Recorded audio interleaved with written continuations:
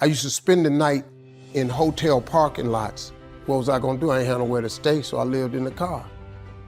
I had $35.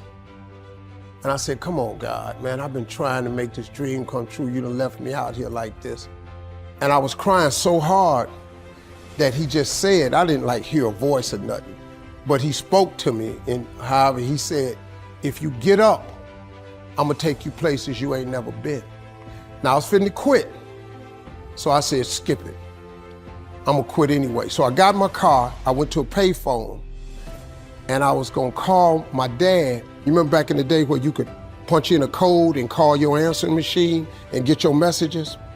So I called and I punched in the code, and it said, doop. He said, hey Steve, this is Chuck Sutton with Showtime at the Apollo. We saw a tape of you. You're very funny. If you could get here Sunday night, we'd love to put you on television. Call me back, let me know if you can make it. So I hung the phone up, I'm crushed. Cause my whole dream of being on TV, and I couldn't get to New York. I got $35. How I'm gonna get to New York? I can't make it. So I'm standing there at the phone booth and tears just coming down my face. I said, God, so that must be a sign for me to go home. Cause this it, I ain't even got the money to go to the Apollo. My whole thing, wanting to be on TV, I couldn't even make the dream come true. This is the most messed up moment. And so I said, man, let me call this dude back and see if he said this Sunday. Cause maybe he said next Sunday and I could hustle up a little bit of money or something. I don't know what I'm gonna do, but let me just call him back. So I called him back. Steve, this is Chuck Sutton, Showtime at the Apollo. We saw a tape of yours. You're very, very funny. Look, we have an opening Sunday night at Showtime at the Apollo. If you can make it, we'd love to put you on TV. I said, it's this Sunday. Before I hit the button, I heard, doop, you have another message. Now, it wasn't there before. So I punched my code in, I listened to the second message. It said, Steve Harvey, this is Tom Sobel from the Comedy Caravan. This was a Thursday. He said, I have a gig in Jacksonville, Florida on Friday night that pays $150. If you can get there Friday night, you'll make $150. So I called him back and I said, hey Tom, did you get a gig away? He said, no, it's still available. He said, can you get there? I said, I'm in Pensacola, Florida.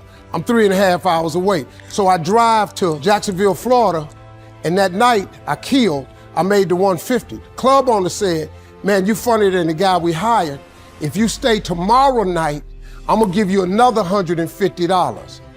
So now I got $300 now. So I get on the phone, I call Chuck Sutton.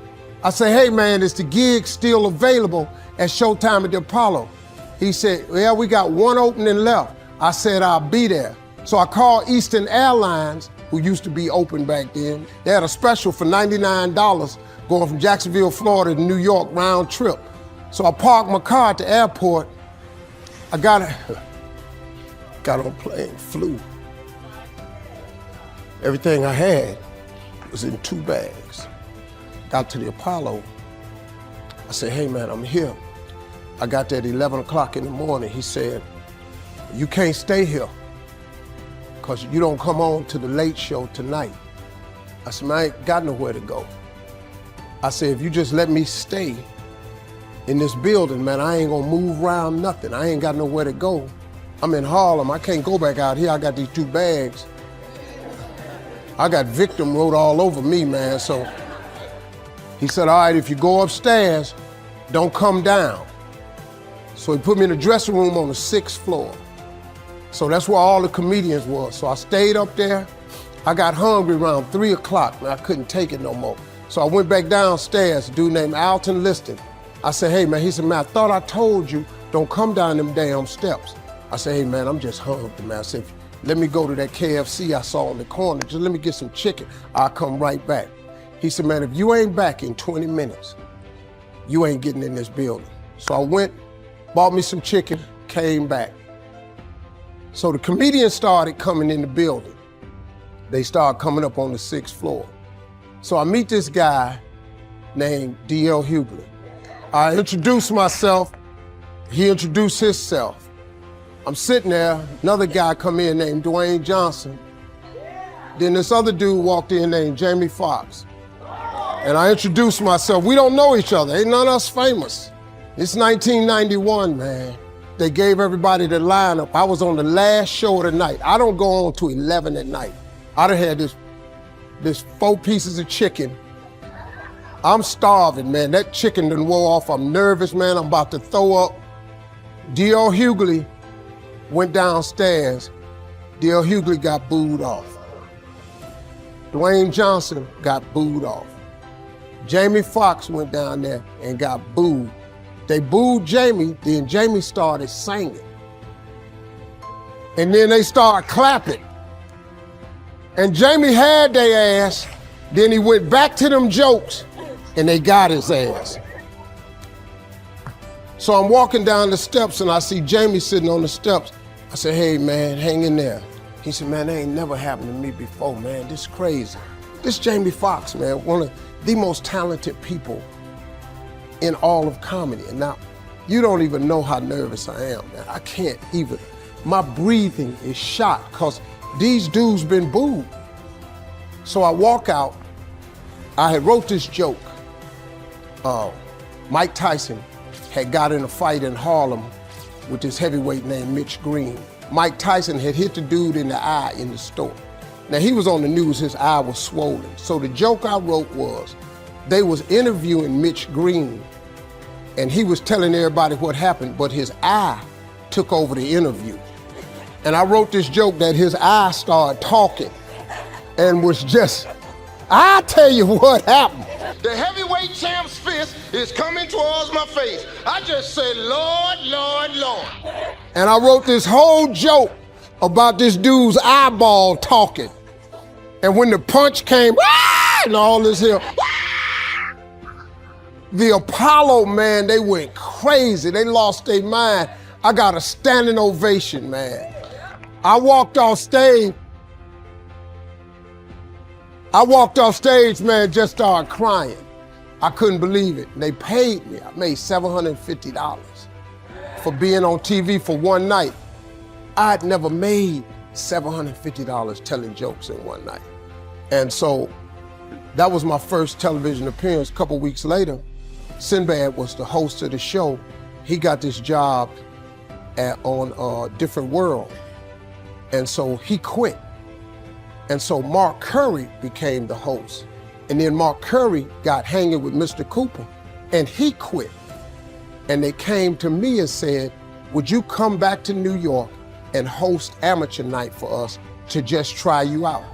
Oh, ain't no problem. And so I went to New York, I hosted amateur night and I was killing. But every time we went to commercial break, I was supposed to let the warm-up act take over like Ruben does. But I knew not to let the warm-up act do that because he would change the attitude of the crowd because the Apollo was a wild place. So I stayed out there. I did the warm-up and the hosting.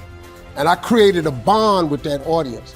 And that's how I got on TV. It was my very first TV show. I hosted Showtime at the Apollo. I ended up being the longest running host in the history of Showtime Apollo. I did that show for 8 years. Nobody ever did it for 8 years. And that was my turn back moment. See, in your life, everybody has a turn back moment. You have a moment where you can go forward or you can give up. But the thing you have to keep in mind before you give up is that if you give up, the guarantee is it will never happen. That's the guarantee of quitting, that it will never happen, no way under the sun. The only way the possibility remains that it can happen is if you never give up no matter what. Because God is always coming. He's never too late. At your worst moment, look man, when they told me I had to be in New York, I saw no way I could get there. But that God though, he make the phone ring. I end up in Florida, I make $300. Then I go to New York, I make $750. Almost got $1,000 out of nowhere. That's what happened to me. That was my moment of never giving up. That's when I first learned that faith was everything, that you have to remain faithful